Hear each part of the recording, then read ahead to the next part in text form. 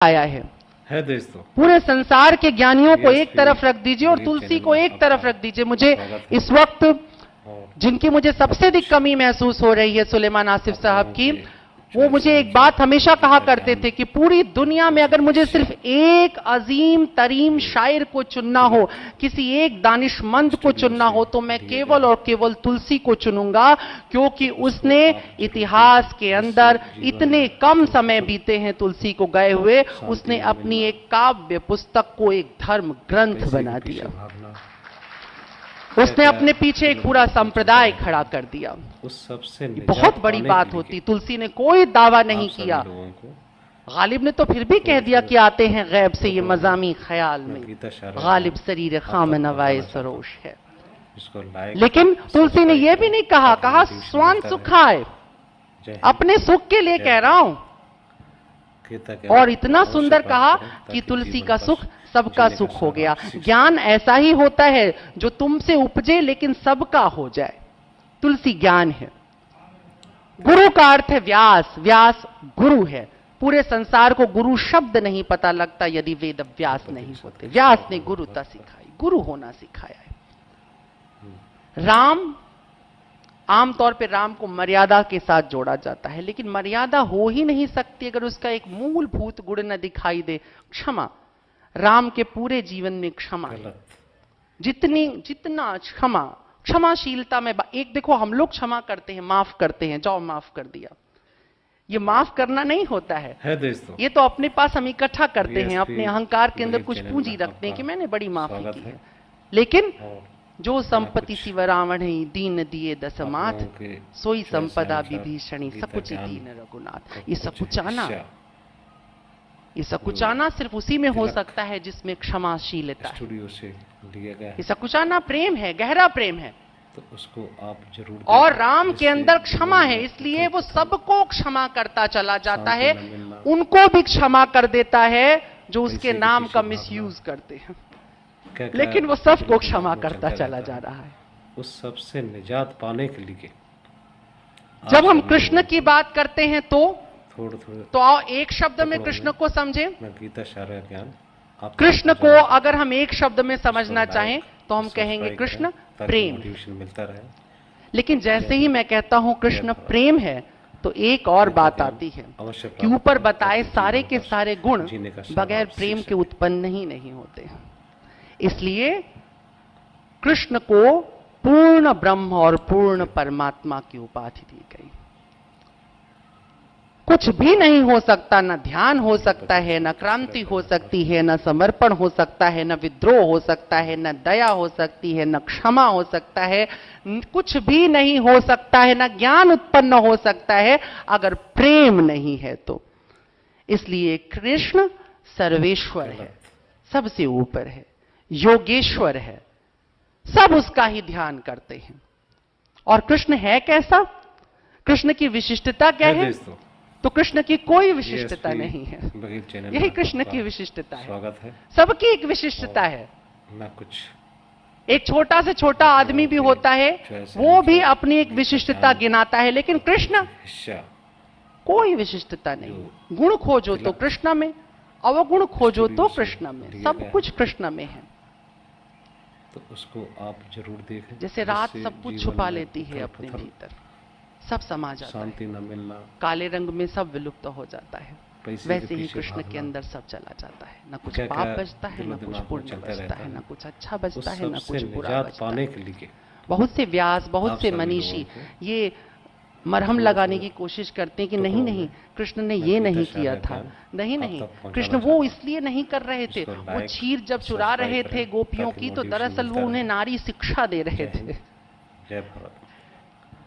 जब वो माखन चुराते थे तो वो बाल लीला कर रहे थे। वो 16,000 उनकी पत्नियां नहीं थी, वो 16,000 नारियां थी। ये भी हैं, व्याख्याओं में आएंगी बहुत सी व्याख्या। ये तो कथानक है, बहुत कुछ हो जाएगा। लेकिन स्वीकार करने में समस्या क्या है? जब कृष्ण को किसी चीज को लेकर के अस्वीकृति नहीं थी तो आपको क्यों है? कृष्ण को वैसे ही अगर स्वीकार कर लिया गया होता जैसा वो था, तो शायद ये पूरी मानवता बदल जाती। क्योंकि कृष्ण अवतरित तो हुआ था, लेकिन अभी भी पूरी धरा पर उसका अवतरण नहीं है। कृष्ण अभी भी प्रतीक्षारत है कि वो कभी आएगा। वो तब आएगा जब आप उसे अपने हृदय में स्थान देंगे, और आप अपने हृदय में स्थान दें। हमें राम अच्छा लगता है। भारत ने अपना नायक चुना तो राम को चुन लिया, कृष्ण को नहीं चुना। क्यों चुन लिया राम को?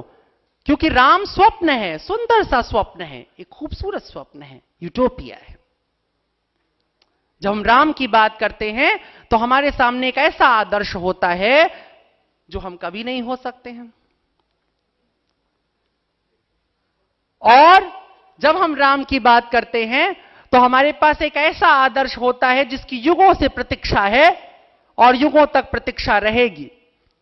राम समाज को लेकर के चलता है, ऐसा हम समझाते हैं। ऐसा है नहीं, लेकिन ऐसा हमने समझा दिया है लोगों को।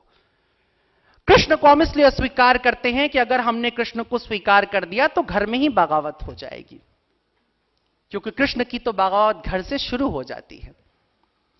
कृष्ण तो किसी का नहीं है। अब यह सोचा जा सकता है कि मैंने कहा जो प्रेम की मूर्ति है वो किसी का नहीं हुआ, तो यह सूत्र समझ लेना चाहिए कि जिसे सचमुच प्रेम आता है वो किसी का नहीं होता है। किसी का होने के लिए तुम्हें ममत्व होना चाहिए, मोह होना चाहिए, लोभ होना चाहिए, लालच होनी चाहिए, पाने की आकांक्षा होनी चाहिए। प्रेम में ऐसा कुछ नहीं है, उसे कुछ नहीं चाहिए। गुलाब क्या किसी का होता है? उसे तुमने मजार पे रख दिया कि मंदिर में रख दिया, उसे सेहरे में गूंद दिया कि तुमने उसे किसी अर्थी पर डाल दिया, फूल को कुछ नहीं होता है। माखनलाल चतुर्वेदी को हो सकता है, चाह नहीं मैं सुरबाला के गहनों में गूंथा जाऊं, लेकिन उसको कोई चाह नहीं है, कहीं जाने की चाह नहीं। वो जहां है वहीं सुंदर है। क्या सुरबाला के गहनों में सुंदर नहीं था? क्या शव के ऊपर सुंदर नहीं था? क्या मूर्ति के ऊपर सुंदर नहीं था? पुष्प सब जगह सुंदर है, ऐसे ही प्रेम सब जगह सुंदर है। यही कारण था कि बुद्ध ने जब प्रेम और करुणा पे बोलना चाहा तो उसने कहा कि चरित्र का सर्वांग सबसे सुंदर स्वरूप तुम्हें देखने के लिए अगर जाना है तो तुम्हें वैश्याओं के पास जाना चाहिए। उसको बाद में बहुत अलग अलग तरीके से दिखाया गया, वहां वैश्या का अर्थ दूसरा निकाला गया, और एक दौर ऐसा राजाओं का आ गया जब वैश्याएं बनाई जाने लगी। लेकिन ऐसा नहीं है, वो कुछ और कहना चाह रहा है, वही जो कृष्ण पीछे से कह रहा है। मैंने क्या कहा कि जिससे सचमुच प्रेम आता है, जिसमें सचमुच प्रेम का उदय हो चुका है, वो किसी का नहीं होता है, वो सबका होता है। ऐसा हो ही नहीं सकता है कि तुम में प्रेम की उत्पत्ति हो जाए और तुम फिर कहो कि कोई मेरा दुश्मन भी है। राबिया बसरी की कुरान को खोला, पढ़ा, देखा, और वाइज ने कहा, राबिया ये तूने क्या किया? ये तूने जगह जगह से शैतान शैतान शैतान शैतान से नफरत कर ये काट क्यों दिया है? तूने कुरान के ऊपर अपनी स्याही चला दी। उसने कहा नहीं नहीं, मैंने कुरान पे स्याही नहीं चलाई है, लेकिन मैं बोल ही नहीं पाती हूं नफरत करना। जब से मैंने अल्लाह से मोहब्बत की, मैंने जाना कि इश्क़ हकीकी क्या है, तब से मैं भूल गई कि नफरत क्या होती, वो शैतान से ही क्यों ना हो। ये ख्याल सिर्फ और सिर्फ प्रेम में पैदा हो सकता था, और कृष्ण उसी संपूर्ण प्रेम का प्रतीक हो जाता है। इसलिए कृष्ण के पास जो आता है, जैसे आता है, कृष्ण वैसे ही उसको गले लगा लेता है। जब सुदामा आता है तो रोते रोते उसके चरण पखार देता है। जब भीष्म आते हैं और कहते हैं कि देखो मैंने प्रण लिया है, नहीं, कृष्ण कहते हैं कि मैंने प्रण लिया है कि मैं अस्त्र नहीं उठाऊंगा, और भीष्म कहते हैं कि मैं तुमसे अस्त्र उठवाऊंगा। मैं बचपन में कहता था कृष्ण तो भगवान थे, अस्त्र उठवाने से पहले भीष्म को हार्ट अटैक क्यों नहीं करवा दिया, उनकी प्रतिज्ञा तो बची रहती। लेकिन ऐसा नहीं था, क्योंकि कृष्ण ने तो प्रतिज्ञा की ही थी तोड़ देने के लिए। क्यों? क्योंकि हम में से अधिकांश यही तो करते हैं, प्रतिज्ञा करते हैं और तोड़ देते हैं। लेकिन जब ऐसा होता है तो बहुत सारे लोग समझाते हैं तुमने प्रतिज्ञा तोड़ दी है, रघुकुल रीत सदा चली आई। प्राण जाए पर वचन न जाए। तुमने प्रतिज्ञा तोड़ दी, तुम गिल्ट करो, तुम गुनहगार हो। कृष्ण ने कहा ना, प्रतिज्ञा टूट सकती है। क्यों? क्योंकि प्रतिज्ञा तुम्हारी थी ही नहीं। प्रतिज्ञा एक कालखंड का हिस्सा थी। एक समय ने तुम्हें यह ताकत दी थी, ये ओज दी थी कि तुम जो चाहो वो प्रतिज्ञा कर लेते। लेकिन एक समय आ सकता है जब तुम उस योग्य नहीं रह जाओगे। तो जब यह प्रतिज्ञा टूट जाए तो शर्मिंदा मत होना, कृष्ण को याद कर लेना। कृष्ण रणछोड़ है, रण छोड़ करके भाग जाता है। क्यों? क्योंकि कभी तुम्हें भी पीठ दिखानी पड़ सकती है, कभी हटना पड़ सकता है, कभी अपने उसूलों को तोड़ना पड़ सकता है, वहां से दूर जाना पड़ सकता है। शर्मिंदा नहीं होना। अगर तुम शर्मिंदा हो गए तो तुम गुनाह करोगे, क्योंकि भारतीय धर्म में पाप केवल एक चीज है, वो है शर्मिंदगी, अपराध बोध। वेद ने पाप नहीं सिखाया, इसलिए वेद के पास नर्क भी नहीं आया। कृष्ण के पास पाप नहीं है। सारे जिन्हें तुम पाप कहते हो, कृष्ण ने उसे स्वीकार कर लिया। इसलिए नहीं कि तुम अब इसके बाद व्याख्यान सुनने का खूब पाप करना, इसलिए नहीं। सिर्फ इसलिए कह रहा हूं कि यदि त्रुटिवश गलती से कुछ ऐसा हो जाए तो उसके लिए अपराधी मत महसूस करो, उसमें सुधार लाओ, उसे बदलो, उसे परिवर्तित करो। कृष्ण ने अपना प्रण तोड़ दिया, भीष्म को उसकी प्रतिज्ञा को सफल होने दिया। कृष्ण सर्वेश्वर बन गया और भीष्म शरसैया पे लेट गया। कृष्ण लेटा है, प्राण जाने को है, बुलाता है, कृष्ण से कहता है तुम मेरे सामने खड़े रहना जब तक कि मेरे प्राण ना निकल जाएं। जब तक मेरा शरीर तुम में, मेरी आत्मा तुम में विलीन ना हो जाए, तब तक तुम मेरे सामने से मत हटना। ये वो कृष्ण जिसकी प्रतिज्ञा तोड़ने के लिए वो खड़ा था, आज वो कहता है मेरे मरने, मेरे अंतिम श्वास तक तुम मेरे समक्ष खड़े रहना। और कृष्ण खड़ा है। ये प्रेम है, ऐसा अद्भुत कृष्ण जिसने तुम्हें वो सब कुछ दे दिया जिससे तुम अपने जीवन को सुंदर बना सकते हो। देखो, जहां जहां तुम्हें सुंदरता मिलेगी वहां वहां तुम्हें कृष्ण मिलेगा।